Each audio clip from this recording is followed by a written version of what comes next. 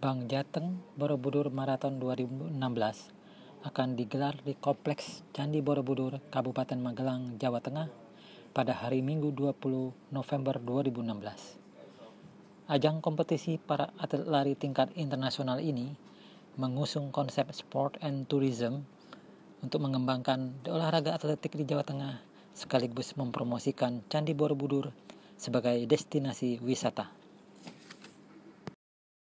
Pak Ganjar, kami ingin tahu tentang Borobudur Marathon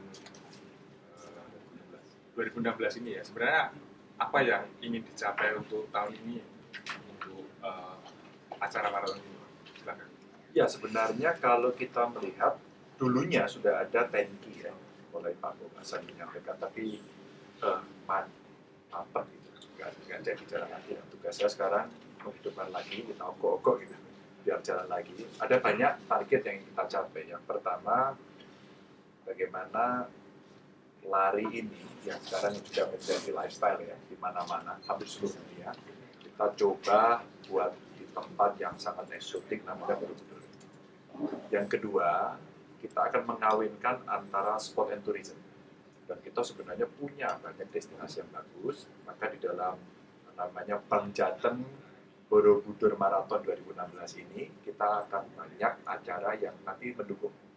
Ada sepeda, ada off-road, gitu, ada ambasadoran rencananya, termasuk para artis yang mau ikut terlibat meramaikan, sehingga nanti ada perkawinan antara sport and tourism khususnya dalam maraton ini, sehingga kita harapkan ini akan mendongkrak pariwisata dan menggairahkan semangat orang Indonesia untuk berlari dan dunia untuk berpartisipasi.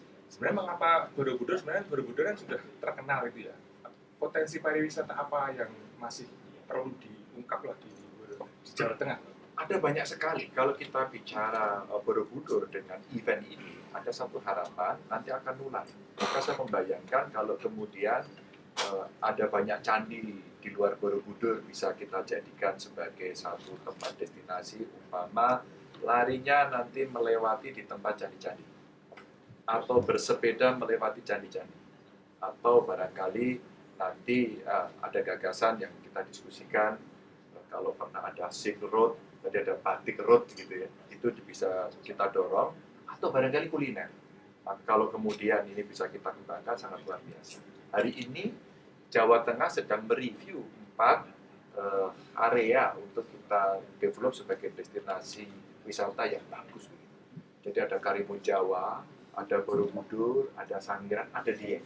Nah, ini tempat-tempat yang akan kita perbaiki, kita format gitu, dengan satu harapan nanti kita buatkan event yang ada di situ, entah itu olahraga, entah itu musik, entah itu pagelaran seni yang lain, entah itu kuliner maupun eksibisi yang lain, sehingga ini akan mendorong pariwisata. Kalau mengenai citra Borobudur sendiri, atau mungkin masyarakat, atau mungkin pelaku-pelaku pariwisata yang di situ, kadang-kadang masih ada hal-hal yang berbau negatif. Ya. Itu sebenarnya bagaimana mengatasinya? Sudah ada sebenarnya satu pengelolaan yang hari ini majunya luar biasa. Dulu orang datang ke Borobudur itu kalau, mohon maaf penjual, kawan-kawan yang menjual itu menjual souvenirnya agak maksa. Sekarang sudah tidak lagi.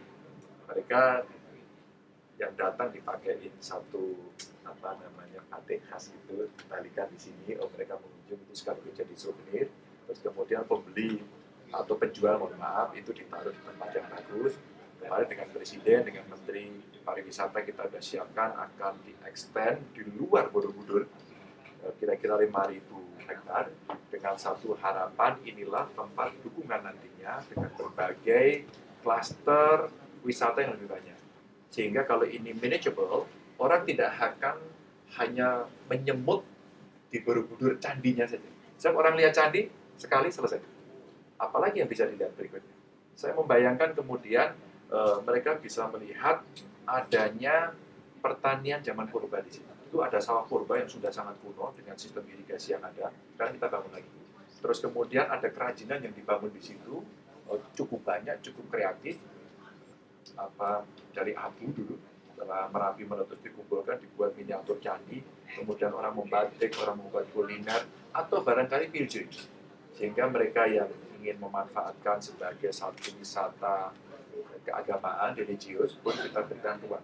Maka akan sangat kaya sekali, sehingga orang datang ke situ dengan spread yang lebih panjang, lebih banyak, masyarakat bisa berkontribusi, ini akan bisa berjalan. Itu kesepakatannya, Mas. Ada ring 1, ring 2, ring 3 tidak akan kita ganggu. Mereka yang sudah eksis biarkan di situ. Tinggal kita tata menyesuaikan sehingga wisata lebih nyaman dan tidak terganggu itu. Dan kemudian wilayah yang lebih gede kita berikan dukungan. Sehingga arena permainannya lebih banyak lagi. Terima kasih, Pak Ganda.